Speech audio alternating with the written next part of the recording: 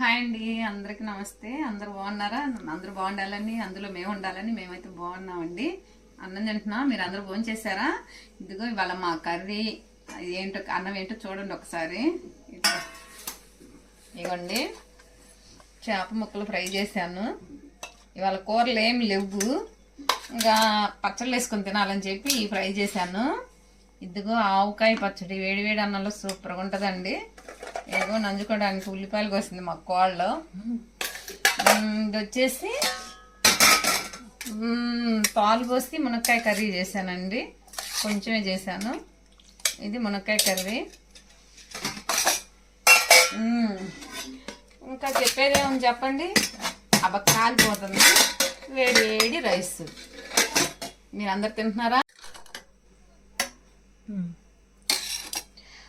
వేడి వేడి అన్నంలో ఆవకాయ పచ్చడి సూపర్ అండి, చాలా బాగుంటుంది.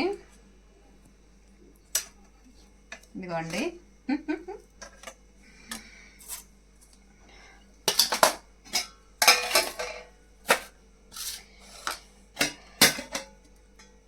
ఏంటి ఎక్కువ చేపలే చూపించిద్ది అనుకుంటున్నారా? చేప కూడా మంచిదంట కదండి.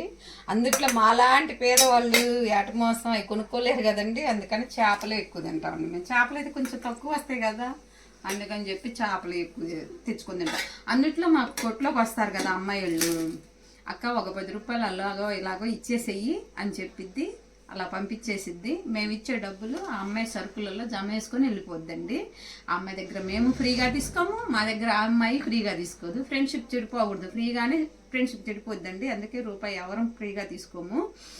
మన ఎవరు కామెంట్లో పెట్టారండి, ఫ్రీగా వచ్చినాయేమోనని. వాళ్ళు కష్టపడతారు, మనకు తెచ్చిస్తారు. మనం రూపాయి ఇవ్వాలి కదండి, ఫ్రీగా మేము ఎప్పుడు తీసుకోమండి. మేముకున్న దాంట్లోనే మేము తృప్తిగా తింటాము. చూస్తున్నానండి, టేస్ట్ బాగుంటుందండి.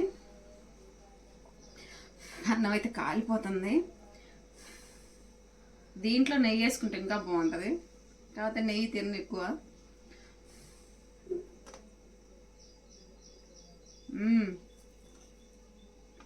చేపలు కలిపోతున్నాయి, అన్నం కలిపోతుంది. చాలా బాగుందండి. ఉంటానండి, బాయ్.